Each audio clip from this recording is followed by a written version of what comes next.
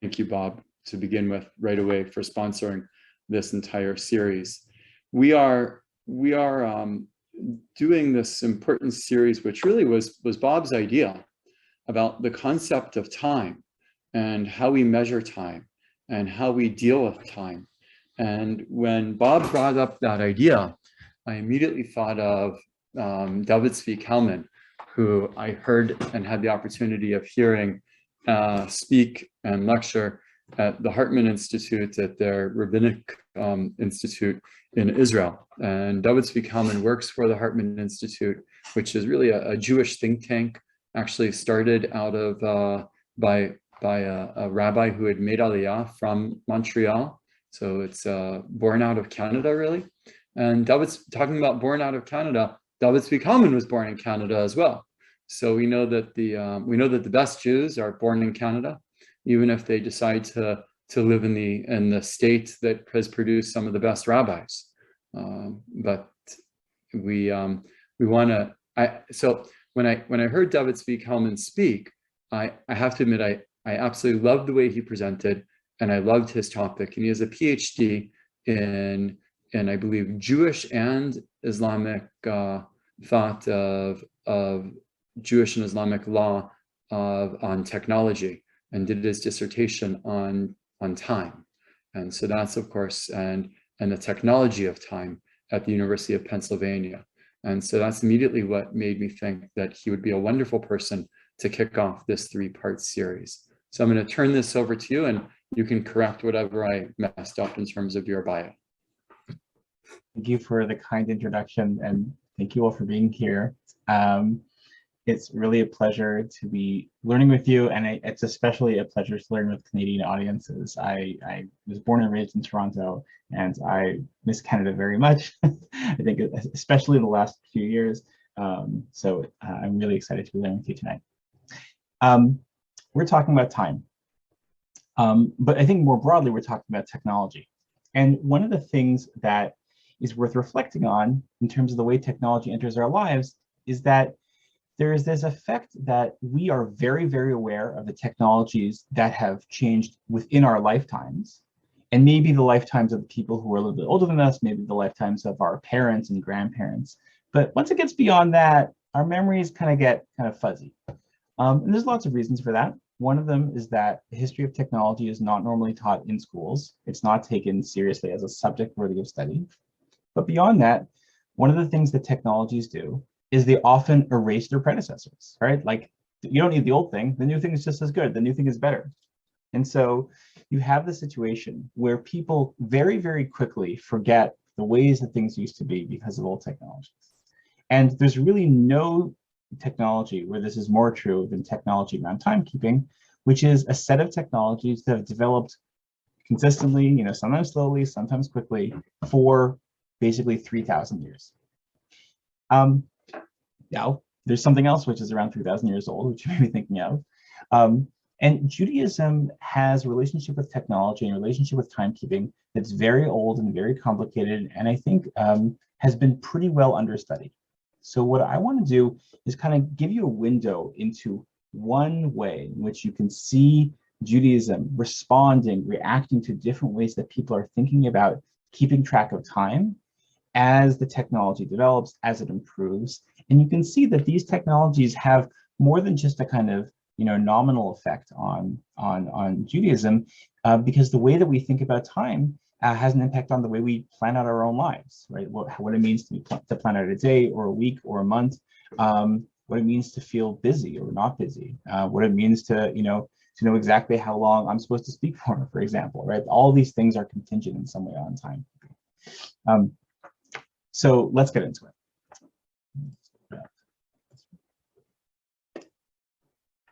All right. Timekeeping's been around for a long time. And just to set a baseline for this, timekeeping in the ancient world, timekeeping, 1000 BCE, basically up until around the year 0, is pretty rudimentary. You may have heard of some of the kinds of technology that people use to keep track of time before. You might have heard of sundials, which allow you to keep track of time by watching the way that a shadow crosses some predetermined set of markers, or you may have heard of water clocks. Water clocks drip out water at a constant rate, and so you can kind of look at the level of the water and figure out based on that how much time has elapsed. Both those things have been around for a long time, as has the idea that the day and the night should each have 12 hours in it, which we still basically have today, the 24-hour day, and the idea that you should divide each hour into 60 minutes or so. Those things have been around for a long time. But once it gets beyond that, things get a little more complicated, because it turns out that there is long been a pretty sharp divide between the way that it's possible to keep track of time and the ways that people actually keep track of time in practice. And like if you think about, for example, the way that you might use the word nanosecond today, right? There's a way that a person who is not a physicist uses the word nanosecond, which just means like a really small amount of time. And there's a way that a physicist uses the word nanosecond, which is like a very precise, they mean something very exact, something that can fit into a mathematical equation. Something similar is going on with much larger units of time in the ancient world, because the technologies they have to keep track of time are not that great, even under the best of circumstances. Sundial, for example, they're great during the day. They're great in places that have lots of sun. But once you get to places that, have, long winter months where there's not a lot of sunshine, or places that are cloudy on a regular basis, you can't really rely on sundials anymore. Water clocks also have their problems, right? Water is very heavy, which means that if you want to keep track of a lot of time with a water clock, you have to have a really serious, like very large construction. Some of the largest water clocks are like basically monuments. They're huge towers.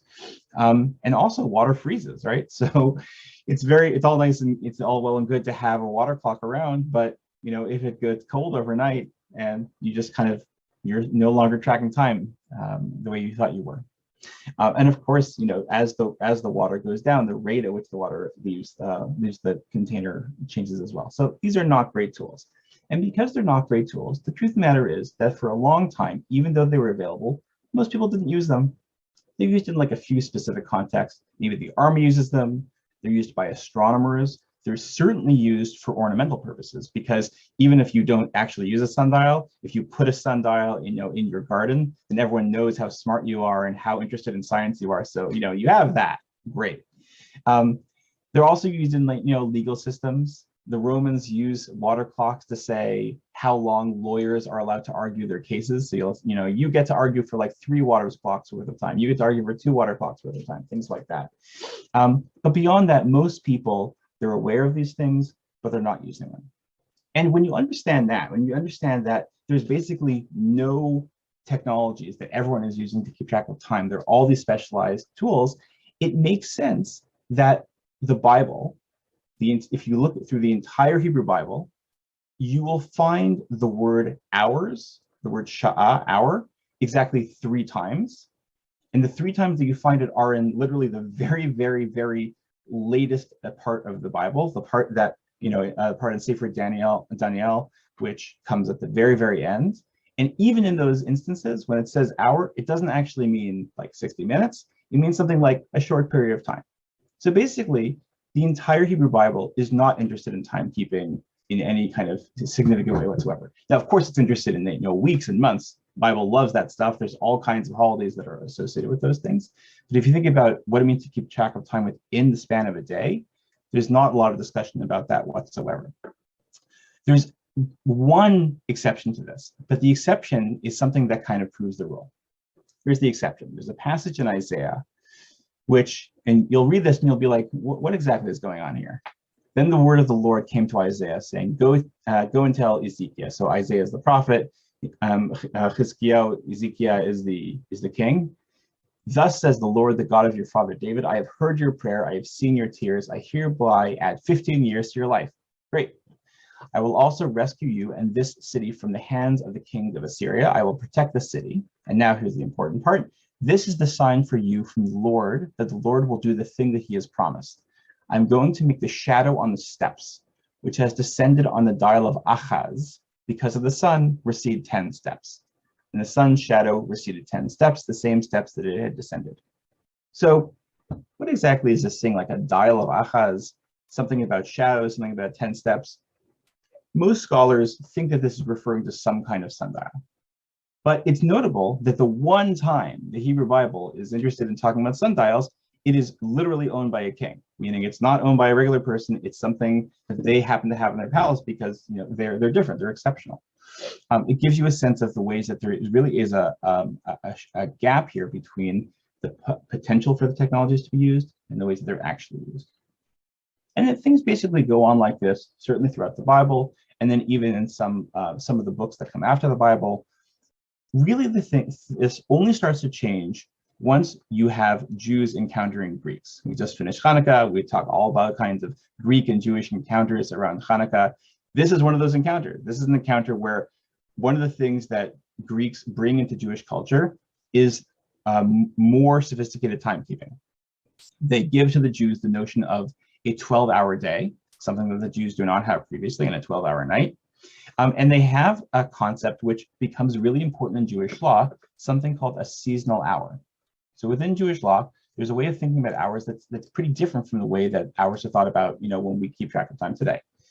So there's still 24 hours in a day and night, but instead of saying that every hour is the same length, every hour is 60 minutes, you say, this is what we're going to do. We're going to say the day is always 12 hours, the night is always 12 hours, and an hour is just, 1/12 of a day or a night. What that means is that an hour gets much longer during the daytime in the summer and gets much shorter, in the summer. I'm sorry, it gets much shorter in the winter, right? It changes depending on exactly where you are in the year. And that can, as you can probably tell, get a little bit confusing. But that is the way that they're keeping track of time. That's something that they're inheriting directly from the Greeks. Even though they're inheriting this, the Greeks themselves are kind of ambivalent about it. And just to give you a sense of this, there was a time when the Greeks also did not keep track of time this way. There was a time when the Greeks are not thinking in terms of hours, in terms of sundials at all. And there is this amazing moment in a play, just at the moment when the Greeks are adopting this hour system for the first place, where they say, I hate this because what it means is that I don't get to eat dinner when I want to. May the gods destroy that man who first discovered hours and who first set up a sundial here, who cut up my day piecemeal, wretched me. For when I was a boy, my only sundial was my stomach, by far the best and truest of all the clocks. When it devised you, you ate, unless there is no food. Now, even when there is food, it isn't eaten. Oops, I'm sorry. I just lost this. It isn't eaten unless the sun allows it. Indeed, now the town is so filled with sundials that the majority of its people crawl about, all shriveled up with hunger. And you get that sense, like there is that long tension between the way that you're supposed to keep track of time, the time, you're supposed to do things at certain times of the day, and the way that, your body, your community has its own rhythms that don't always match up with those things. That tension never really goes away. That tension is probably still with us today. And they are noting it already, and they're noting it with regard to meals, but it's always around. And because it's always around, when the Jews adopt and adapt to the Greek timekeeping system, they don't take it on wholeheartedly. They're interested in it a little bit, but they also recognize not everyone's going to use it. And so you start seeing in the rabbis' material, when the rabbis who are kind of inheritors of Greek and Roman ideas, when they start thinking about hours, they're kind of ambivalent about it. I'll give you a good example of this. What time is the earliest time that you can say Shema in the morning?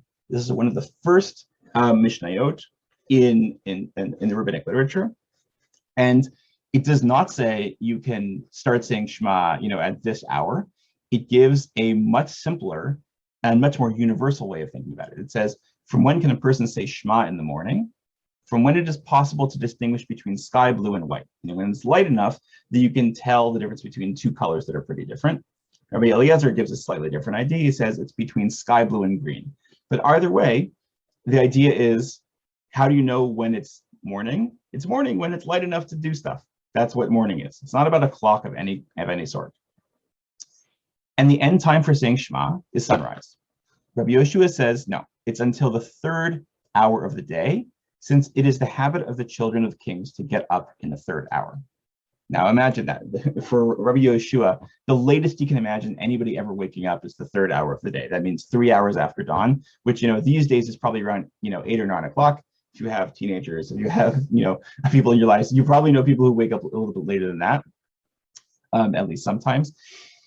But what's interesting here is exactly how they're using the word hour there. If you're talking about the third hour, and it's not a coincidence, they're talking about the third hour and not the first and the second. You're talking about the third hour because the third hour is exactly 1/4 into the day. It's the middle of the morning. That's a pretty easy thing to figure out. If you're just looking at the sky, you're looking at the sun's position in the sky, you can basically say like, okay, I know it's early morning or late morning. I know it's early afternoon or late afternoon. So the rabbis can talk about dividing the day into quarters, and they frequently do. They talk about dividing the day into quarters, but they're not willing to do more than that. They're expecting people to have some basic sense of how to keep track of time, but not much beyond that. You see this even more clearly at the one day in the Jewish calendar when keeping track of time is the absolute most important thing, because you're literally committing a sin if you do something in the wrong minute. And that is the day before Pesach, not actually Pesach, but the day before Pesach. Because the day before Pesach, there is, according to the rabbis, a rule in which you can eat chametz, you can eat leavened bread until a certain hour of the morning. And if you eat it beyond that, you've sinned. So people care a lot about exactly what that hour is. So they spell it out here. They say, Rabbi Yehuda says, Passover Eve, you may eat bread until the 4th hour. Its status is suspended in the 5th hour. It's burned at the beginning of the 6th hour. So, different points in the late morning. But again, most people can't tell the distinction between, 4th hour, 5th hour, 6th hour. It's a little bit too tough for them. And so they develop a system to deal with this. We're imagining this is a Passover at the times of the temple when everyone is gathering in Jerusalem all together to celebrate Passover together. And so how do they expect people to keep track of time? The people in the temple themselves actually develop a system to help people know when it's okay to eat chametz and when it's not. Rabbi Yehuda said 2 loaves of bread were placed on the temple colonnade. As long as they were there, everyone was allowed to eat. When one was taken away, its status was suspended, and then neither ate nor burned their bread. When they were both removed, the nation began to burn their bread. This system is basically the rabbinic version of a stoplight, right? 2 loaves of bread is like green, 1 loaf of bread is yellow, and then no loaves of bread is red, right? It's a system to visually indicate to people when it is and is not possible to keep track of time. So there's a priest, a Kohen somewhere in the temple who's actually consulting a sundial. But for everybody else, they get this extremely crude, extremely rudimentary system, and that's the way they keep track of time, because that is really what it ends up being reasonable to expect from people in this era. There are so many examples that you can bring. I want to give you one more that's not about figuring out how long. That's not about figuring out what hour of the day it is, but figuring out how long it is between 2 moments, how much time has passed between 2 moments. Because keeping track of time isn't just about knowing what hour of the day it is. It's also about knowing whether, 10 minutes have passed, 15 minutes have passed, half an hour has passed.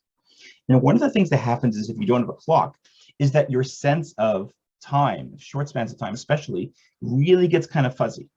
And you stop thinking in terms of, 10 minutes, 15 minutes, 20 minutes, and instead start thinking in terms of actions that everyone knows, that everyone understands exactly how long those things take, right? So the example I want to bring you, Rabbi Abahu said, that Rabbi Shimon ben Laki said, according to the sages, leavening, that is how long it takes for a mixture of flour and water to go from being just a mixture of flour and water to being chametz, leavening occurs in the time that it takes a person to walk the distance from Migdal Nunia to Tiberias, which is a meal, 2,000 cubits. Right? He doesn't bother trying to give you a number of minutes or a fraction of an hour, because really this is the way that you can help people think about it the best. There's examples of this all over rabbinic literature. Rabbis talk about how long it takes to warm a kettle, or they'll talk about how long it takes to eat a piece of bread, or how long it takes to roast a small fish, or how long it takes to say a few words. All these are things that everyone knows about because everyone eats and everyone walks, everyone is engaged in these activities. And that's a better way of communicating short periods of time when you don't have stopwatches and you don't even have reliable water clocks. The way that the rabbis think about timekeeping isn't just affected by the technology, though. It's also affected by 2 other things. One is that in this moment in time, the rabbis are not really mathematicians. They're not engaged in astronomy. They're not thinking in, they're not engaged in that kind of scientific literature. And so really their experience of time, the way that they think about time is really all about what normal average people need to know. They're not thinking about anything beyond that. But there's a second way in which the rabbis' notions of time are affected by their surroundings. And specifically, it's affected by latitude. So I want to show you a map. This is a map of the Jewish world, let's say from the beginning of rabbinic literature, so around the 3rd century CE, let's say until the Middle Ages. Every dot represents a kind of a major center of rabbinic learning. Now, one thing I want you to note in this map is that the rabbis who write the Mishnah and the Talmud, that is, the rabbis who write the core books of rabbinic literature, the books that everyone then later goes back to, all live in the bottom right of this map. They all live in Alexandria, Cairo, Jerusalem, Baghdad, Surah, Pumbedita. They're all pretty low down. These are moderate latitudes. And what I've given you here with these numbers of hours and minutes, this is, this is the difference between the longest day of the year and the shortest day of the year at each location. And as you can tell, the farther north you go, the more it increases. It increases pretty significantly, increases pretty fast, right? So if you're a rabbi living in Jerusalem, the difference between the longest day of the year and the shortest day of the year is probably around 4 hours. It's not a huge amount of time. But if you're living in a place like London, it is much more than that. And that changes your notion of what a day is, right? That means that a day is not this thing which is more or less standard. It means that a day actually fluctuates quite significantly. And the way that you think about hours and tracking time changes as a result of that. The truth of the matter is, the rabbis living in the bottom right of this map are not really thinking about what it means to live in London. It's possible they don't even think it's possible to live in London. You know, there are Islamic sources written a little bit after this that speculate about, where the best place on earth to live is. What's the best, line of latitude to live at? And there are some Islamic geographers who say that living in a place like London is actually like literally impossible. Like London cannot support human life because it's too far north. So if you're in a situation like that, you're not going to develop your religion in a way that allows for the possibility of people living in those places. And that's why you end up having this funny situation where rabbis, once they leave Israel and they leave Iraq and they start moving into Europe, they start moving into places like northern France and Germany, which are pretty far north in this map, they start asking questions like, wait a minute, what do I do when I want to pray Maariv, when I want to pray the evening service, but it's just so late, I don't want to go out that late, right? They start thinking about these questions, questions that the rabbis never had to deal with before. I'll tell you just one aside about this, which is that, these days it's very fashionable to think about, with people like Jeff Bezos and Elon Musk, traveling into outer space and talking about colonies on Mars. Like people talk about, well, what would it mean for Jews to go to outer space? What would it mean for Jews to be circling the planet? Does that mean you have to put on tefillin every 90 minutes? Does that mean you have to, celebrate Shabbat every few hours? And the truth of the matter is, Jews have had that kind of experience before. If we can go from a place where, the rabbis of the Talmud literally aren't thinking about developing Jewish law for the entire world, I'm sure we can go from developing law for the entire world to developing law into space as well. Because there's really a sense here that there's a moment in which Judaism becomes a global religion and Jewish law becomes a law that can apply to all places on the globe, but it doesn't happen immediately because, again, the rabbis are experiencing Jewish law and experiencing, day and night from these pretty moderate latitudes. So this is the story basically up until the end of the Talmud. This is the story up until, let's say, year 600, something like that. From there, we kind of split into two stories. The two stories are one plays out in the Islamic world, one plays out in the Christian world. So, broadly speaking, in North Africa and in the Middle East, and then a separate story that plays out in Europe. And these stories play out very differently. On the one hand, in Islamic countries, you have a situation where people are becoming more and more aware of scientific knowledge. They're getting all that information. They're learning about the ways to keep track of the hours. They're learning about scientific instruments, but they're still living at moderate latitudes. So like, okay, we have this information, but who cares? Like, it's not very interesting. It's kind of only theoretical use.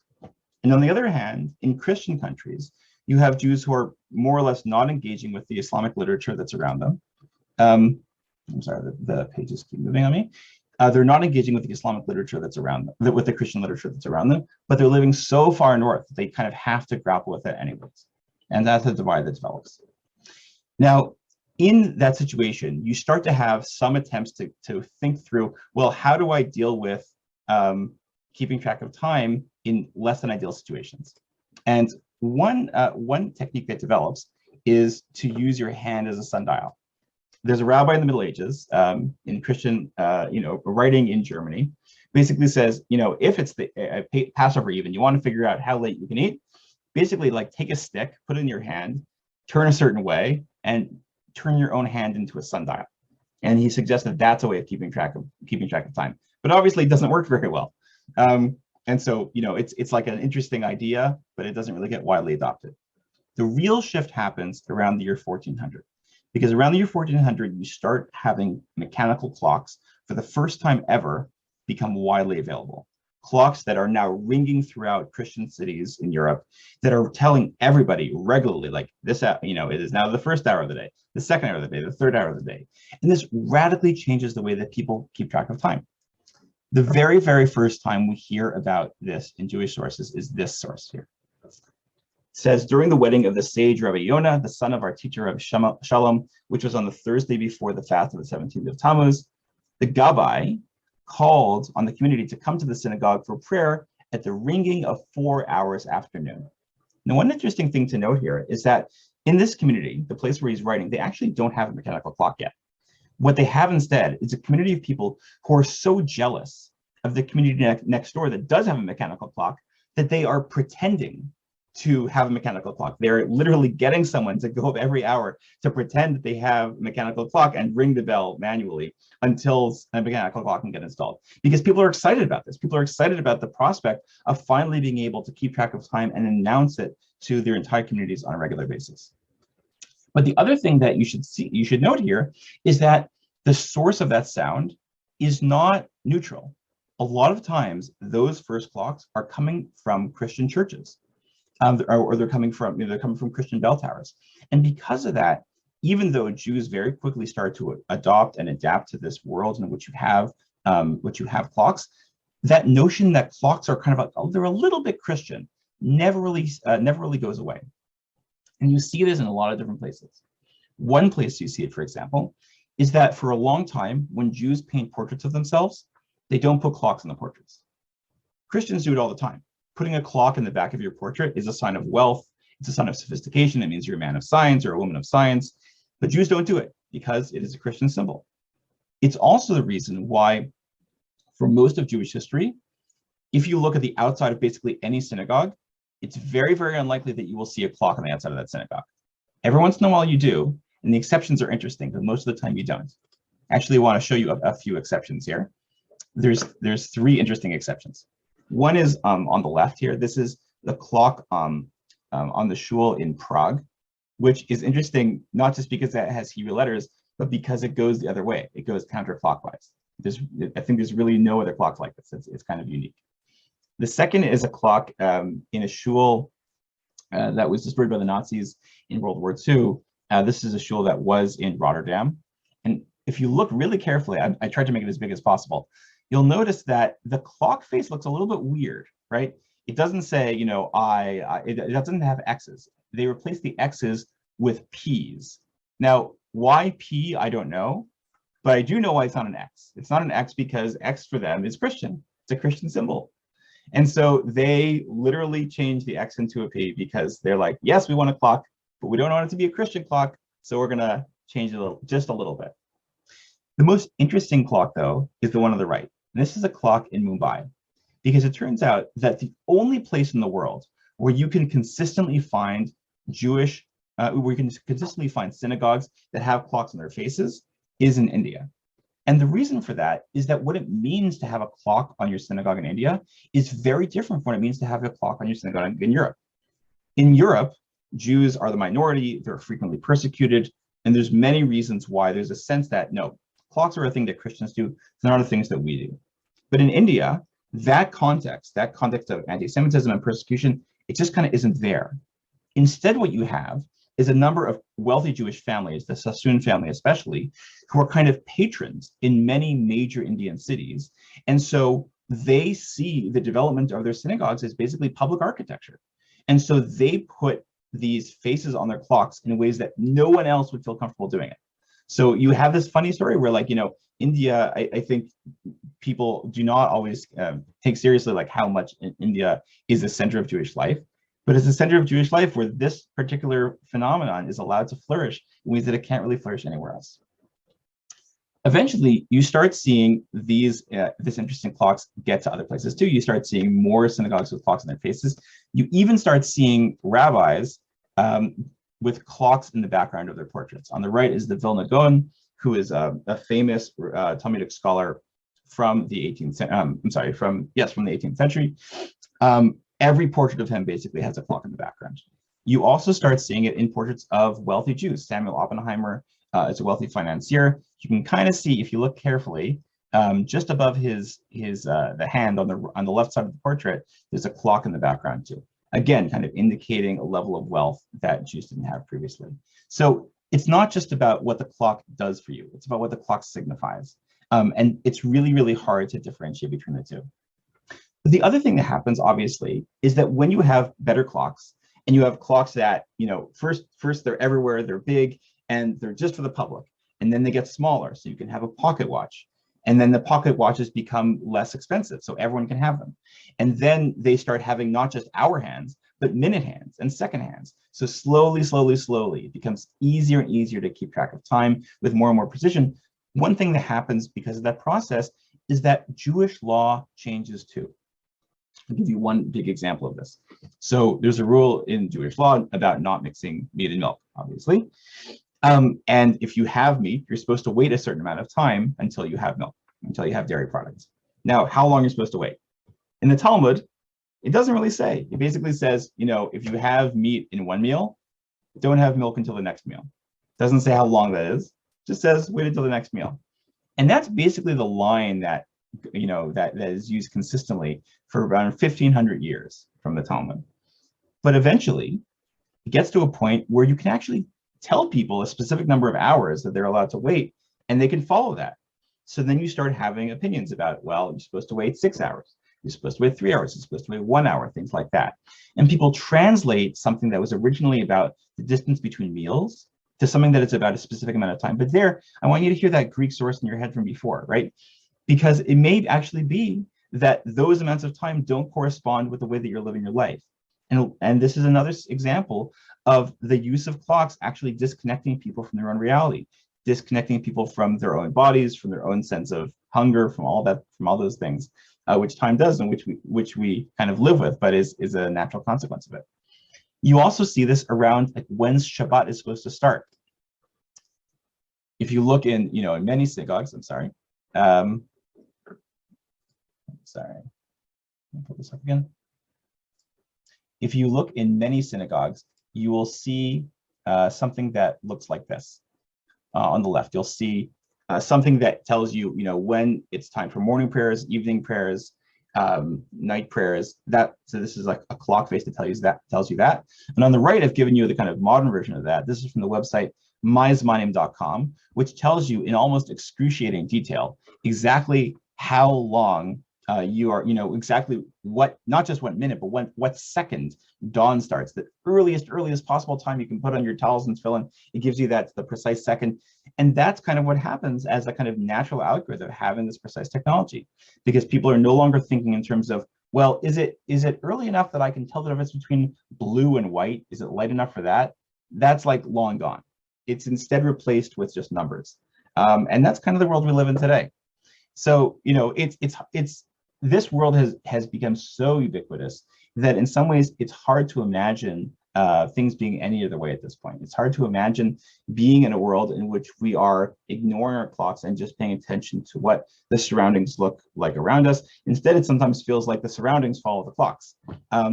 But it's important to keep that that transition in mind, because of course Jewish law was developed with people in mind, was developed with natural rhythms in mind. And I think one thing that happens because of the development of all this new timekeeping technology, is that sometimes Jewish law can end up feeling more alien or more artificial than it was originally intended to be, because you have rules that were supposed to feel natural ending up looking artificial, because you have, the time between meals being translated into like, you must wait exactly 6 hours from, this until that. So that's a bit of a shame. And I'll say that, one thing that I felt in researching the sources is a kind of a relief that that some aspects of Jewish law, which previously had felt kind of cold to me, ended up feeling like they made a lot more sense, because it was actually about rhythms of nature, which I myself had ignored because I wasn't paying attention to, when dawn is or when midday is either. So I think by kind of getting back to those sources, by recognizing the pretty significant technological shifts that we have gone through, you really get this sense of the change, and you get a sense of what we might go back to and what we have to cherish. So let me stop there and ask if there are any questions.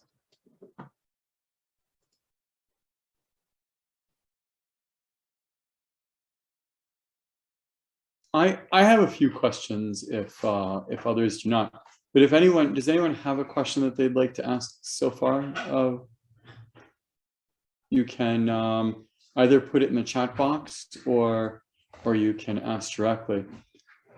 First of all, this was absolutely fascinating.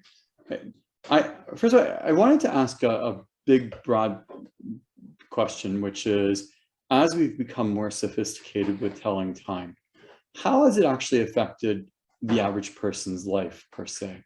Not just from a halachic perspective, but just in general, our spiritual life, our emotional life.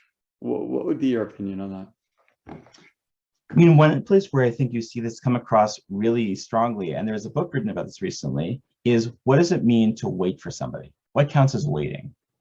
I know that during the pandemic, my notion of when a meeting is supposed to start has become a lot more rigid, because everyone's sitting in front of their computers anyways. So it's like you show up in the first minute, like, they give you 90 seconds and like, then you're late after that, which isn't the case before COVID, right? Like before COVID, it's like, oh, there's travel time, there's other things to consider. And certainly before you have clocks like this, what it means to wait is totally different, right? Because the expectation that two people living in different parts of a city can synchronize when they're supposed to show up in the same place is actually a kind of complicated problem. And so you have situations where people wait around a lot more because they can't tell if a person is not going to show up or showing up late or whatever it happens to be. So it's really kind of pervasive. It really shows up in all different parts of the way we experience time. And it also shows up in the way that we're willing to apportion our day, right? If the way that, if you are trying to plan something with somebody else, and you don't know whether they're going to show up, you're probably going to plan your day a little bit more loosely. You're probably going to have a little more downtime, a little more time to think, maybe a little more time to get bored. If you can actually plan down to the minute exactly when everything is supposed to happen, you're more likely to fill up your day with all kinds of tasks because you can. And so this is a situation where I think having access to that technology kind of pushes us to this level of efficiency that I think sometimes can feel counterproductive or can feel exhausting. Robert? How about the time period for the month? As I understood, that was very important and probably very accurately kept. Yeah, so it's funny. There's like a really big gap between what it means to keep track of time within the space of a day, just subdividing a day, and then basically all other units of time. All of the units of time are really political. There are often some pretty bitter debates between rabbis, between Jewish communities about exactly what day the new month is supposed to fall, which then has implications for like when Rosh Hashanah is, when Yom Kippur is, when Pesach is. It is a way of kind of signaling control by kind of saying, you're going to follow my calendar and not somebody else's calendar. The concept of the month, because it's connected to the moon, is itself, is a pretty old concept. But figuring out how months fit into a year, when you should have a leap year, when you should add an extra month, that ends up being very complicated and very contentious, basically up until the point where math takes over. And it ends up becoming a mathematical problem where you're not relying on human beings to be involved in the process anymore. But that takes really, really a very long time. Arnold and NASA. Unmute. Yes, well, going back into the Bible times, how did people count the years? I mean, that's a time. So, you know, if somebody lives 120 years or 700 years, how do they, I mean, that's time. How do they count it? Well, the nice thing is it's a little bit easier to keep track of longer periods of time because you have like a physical phenomenon that you can count, right? You can count exactly how many times the sun comes up. You can also track exactly the sun's position in the sky, and you can say like, oh, it looks like every 365, every 366 days, the sun is back to the position it was in the sky. So those are kind of things which basically every culture, every civilization on Earth figures out on their own. But when it gets to smaller periods of time, like, you know, is the sun like this high in the sky? Is it that high in the sky? That's a lot trickier. And there's a lot of different ways of dealing with that problem. Harley has a question. Thank you. Really enjoyed your talk. Rabbi Enfeld mentioned everyday life and how the time has affected it. In your research, have you come across much in the way of how different concepts of time over the centuries changed work life and professional life as we're able to be more precise about time? Yeah, it has a huge impact. I mean, I think it especially has an impact around the Industrial Revolution. You know, in the late 19th century, you start having entire industries that are all about making sure that every single worker is performing every single task exactly as fast as they possibly can, and timing, like, okay, exactly how long does it take to move this widget from this place to that place? How many seconds? Is there a fast way to do it? So efficiency is one big effect. And obviously that can be taken to, you know, terrible situations. I think, like, you know, they're, you know, thinking about the way that the reports of Amazon workers like not being able to take bathroom breaks because those have basically been calculated out of the time they have available for their workday. So it can be taken to pretty bad places. But you definitely see it already starting like in the Middle Ages, in places like France, in places like Germany, where the notion of time, which had previously been really connected strongly to the church, and to when, you know, when monks are saying their prayers, is now something which is kind of for everybody. Although I think even though it's technically for everybody, it still kind of feels Christian to Jews.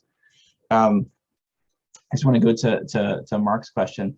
Yeah, the Talmud discussion, there's a Talmudic passage which says that God divides God's day into 4 parts, right? God spends 3 hours studying Torah, 3 hours playing with the Leviathan, and then I think God gets angry, and then kind of God stopped being angry for the second half of the day.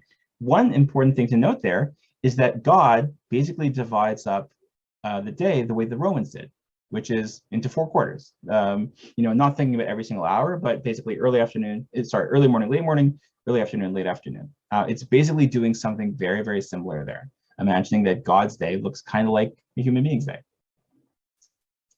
Phyllis. Yes. Can you comment on why some holidays are observed for 2 days so that everyone, all the Jews in the world could have some sense of beginning together, and why some are not? And if any other occasions other than the holidays have this idea of doubling time so that everyone universally can participate?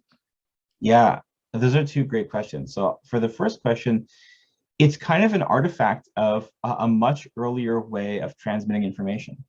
You know, so the calendar is decided centrally. It originally is decided by an actual, you know, set of human beings who are making the decisions and then telling everybody that the new month has begun, and telling everyone that the new month has started takes a little bit of time. You know, if you're trying to get that message from Jerusalem to somewhere in Babylonia, that might not be so simple.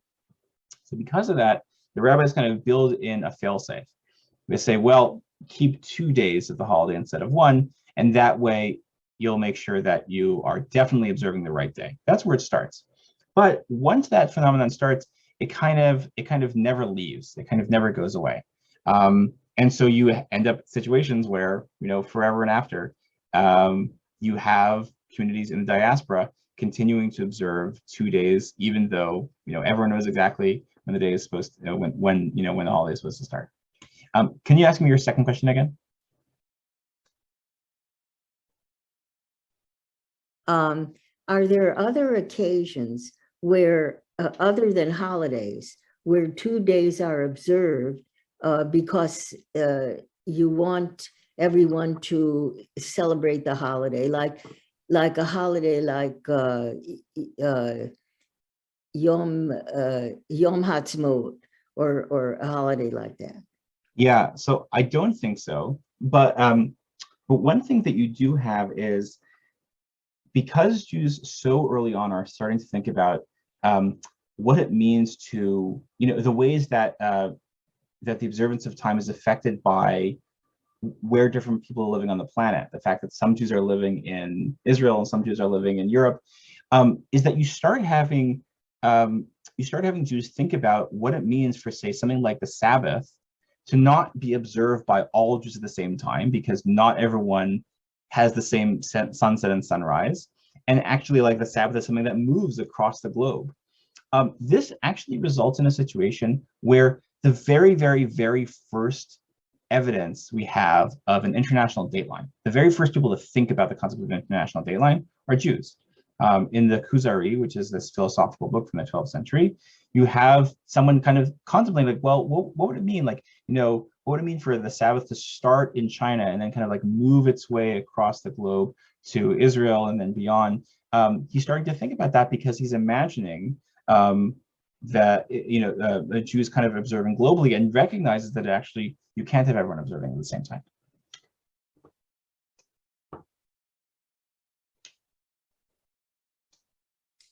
Are there any other questions? I want to ask a question, and then, believe it or not, time is flying. Oh, Eleanor, did you want to ask a question? Was that a hand? I don't want to take time away from your question, Rabbi. No, please ask your question, please. Okay. Thank you so much. Very interesting. You said so much. I don't think you touched on this, but forgive me if you did. I've always been interested in the fact that some markers of time are sort of set by geographical realities, and some are more human constructions, so that the year, the month, the day are set by the workings of the world, whereas the minute and the hour, and on a larger scale, decades and centuries, are human constructions. Comments? Yeah, and one other ones that I don't think you said is the week is very much a human construction.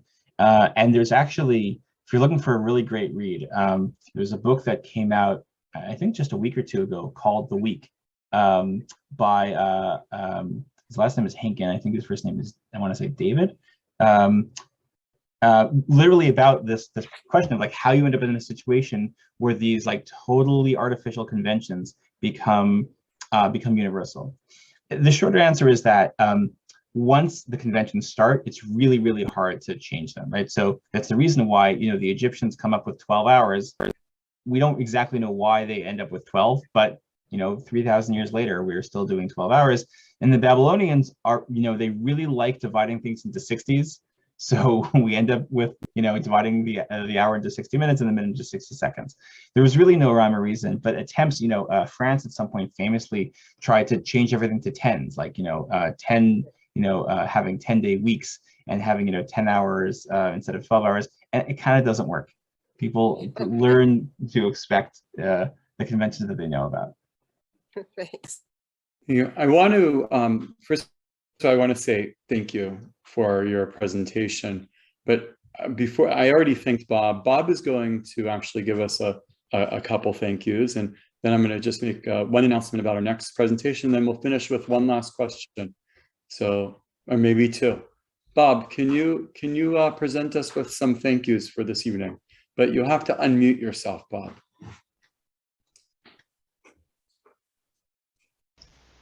Good. Okay, thank you, Rabbi. I'd like to express thanks very much to Dr. Kalman for this most interesting, wide-ranging, so well-spoken, outstanding presentation. Very much appreciated. Thank you, Dr. Coleman. I would like to thank Congregation Beth Israel very much for presenting this very meaningful series and for so kindly dedicating it in honor of the memory of my brothers Ralph and Ron. Each of many members of the Beth Israel staff, I would like to express an appreciation to Rabbi Stein. As Rabbi Infield mentioned at the start, it was Rabbi Stein's very inspiring sermon a few years ago that was the motivation for mounting this series. And I would like to thank Rabbi Stein, would like to thank Rabbi Infield, who so professionally organized and arranged for the speakers and the topics, unifying each session as an essential part of the whole series. To Executive Director Esther Moses Wood for her excellent overall seeing of the entire process of bringing this series to us. To Administrative Assistant Shira Wilf for her outstanding graphic and verbal creativity, producing outstanding publicity and promotion for the series. And to Adult Education and Programming Director Diane Friedman for her flawless organization and operation of the Zoom broadcasts. I remember my two brothers, Ralph and Ron, with the utmost of love.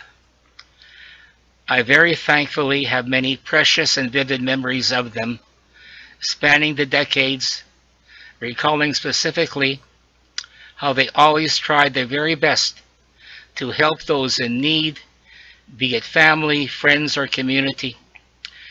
Their desire to do what they could to make each day a more healthier, happier day than the one previously was constant and enthusiastically carried out quietly and sincerely.